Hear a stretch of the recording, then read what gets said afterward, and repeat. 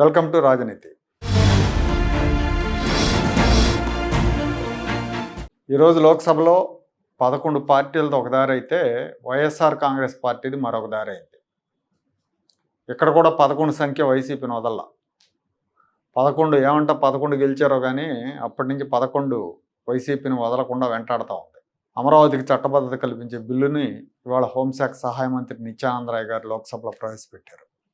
ఈ సందర్భంగా జరిగిన చర్చలో కేంద్ర మంత్రి పెమ్మసాని చంద్రశేఖర్ ప్రసంగం హైలైట్ అని చెప్పాలి. తెలుగు ప్రజలందరికీ అర్థం కావాలనే ఉద్దేశంతో ఆయన తెలుగులో మాట్లాడారు.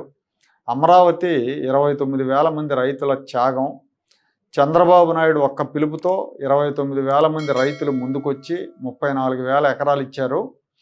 ఇది చంద్రబాబు మీద ఉన్న నమ్మకం. ఈ నమ్మకం ఒక్క రోజులో రాలేదు, ఇది 40 ఏళ్ల కృషి అని పెమ్మసాని చెప్పారు. జగన్మోహన్ రెడ్డి 2019-24 మధ్య అధికారంలో ఉన్నప్పుడు ప్రభుత్వం మద్దతుతో రైతుల మీద దాడులు జరిగాయి, కేసులు పెట్టారు. వాళ్ళ బాధలే ఈ చట్టానికి పునాదులయ్యాయి, అమరావతి రాజధాని చట్టానికి చట్ట సవరణకు పునాదులయ్యాయని పెమ్మసాని చెప్పారు. ఈ బిల్లు ప్రవేశపెట్టేందుకు సహకరించిన ప్రధానమంత్రి నరేంద్ర మోడీ, హోంమంత్రి అమిత్ షాలకు కృతజ్ఞతలు తెలిపారు. అమరావతి చారిత్రక నేపథ్యం, 3000 సంవత్సరాల నాగరికత గురించి పెమ్మసాని చంద్రశేఖర్ చాలా అద్భుతంగా వివరించారు. 3000 సంవత్సరాల నాగరికతకు నిదర్శనం ఈ అమరావతి. శాతవాహనుల సామ్రాజ్యానికి సాక్ష్యం ఈ అమరావతి. సంస్కృతి, శాంతి, విజ్ఞానానికి యుగయుగాల నిలయం ఈ అమరావతి. బౌద్ధ స్తూపాలు, శిల్పాలు, శాసనాలతో విరాజిల్లినటువంటి పవిత్ర భూమి ఈ అమరావతి. అలాంటి అద్భుతమైన ప్రాంతాన్ని ఒక్క రూపాయి ఖర్చు లేకుండా 60 రోజులలో 29,000 రైతుల స్వచ్ఛంద భాగస్వామ్యంతో 34,000 ఎకరాల భూమిని సేకరించి అమరావతి అభివృద్ధికి అంకురార్పణ చేసినటువంటి శక్తి, వ్యక్తి, నమ్మకం మా ముఖ్యమంత్రి శ్రీ గౌరవ నారా చంద్రబాబు నాయుడు గారు. సార్, ఈ నమ్మకం ఒక్క రోజుతో వచ్చినటువంటి నమ్మకం కాదు.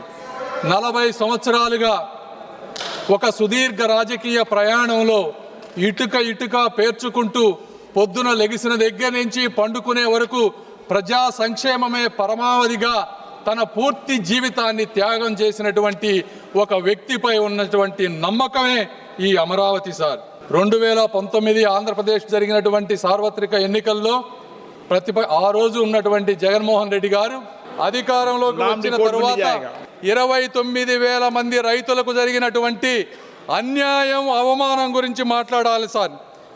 ఆ రైతులని పెయిడ్ ఆర్టిస్టులని పిలిచారు సార్. అమరావతిని మర్చిపోమ్మన్నారు. న్యాయస్థానం నుండి దేవస్థానం వరకు 45 రోజులు మహాపాదయాత్రలో రైతులను అమానుషమైనటువంటి హింసకు గురి చేశారు. మేకులతో ఉన్నటువంటి లాఠీలతో వారిని కొట్టారు సార్. గర్భిణీ మహిళలపై బూట్ల కాళ్లతో తన్నారు. వారి భోజనంలో ఇసుక వేశారు. అయినా కూడా వారు ఎక్కడా కూడా వెనకడుగు వేయలేదు. ఆఖరికి ప్రశ్నించిన మీడియాని కూడా వారిపై కేసులు పెట్టారు.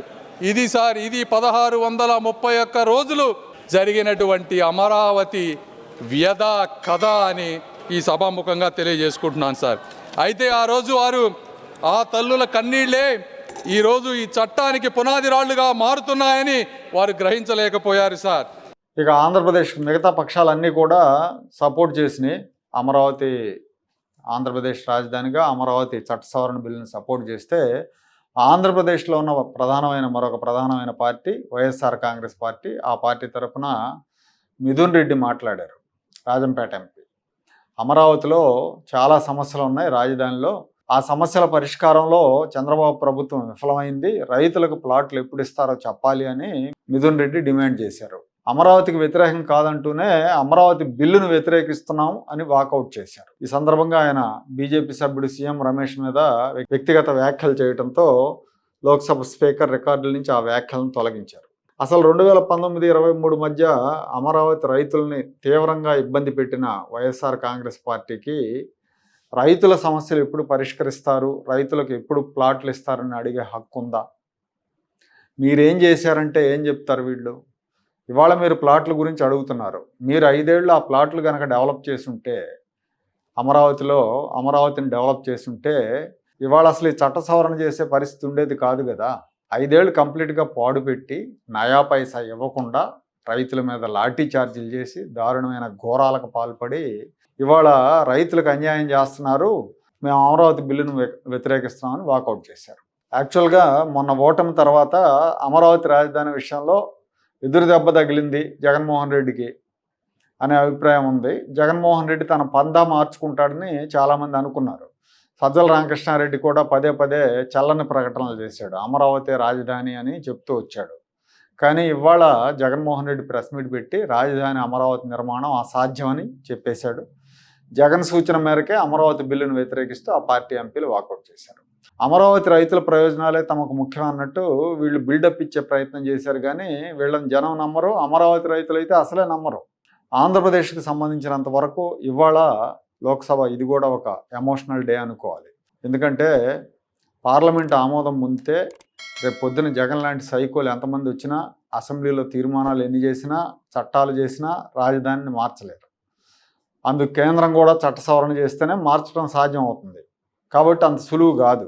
ముఖ్యమంత్రి చంద్రబాబు నాయుడు తన స్థాయిలో తను ఇవ్వగలిగినంత రక్షణ రాజధానికి ఇచ్చారు.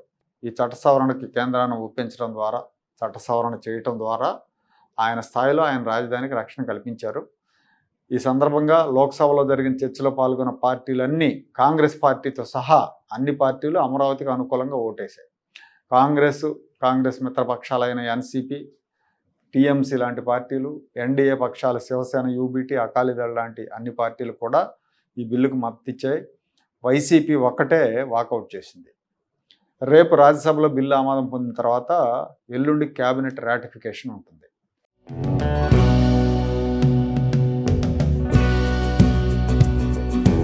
Like, share and subscribe to Rajaniti channel.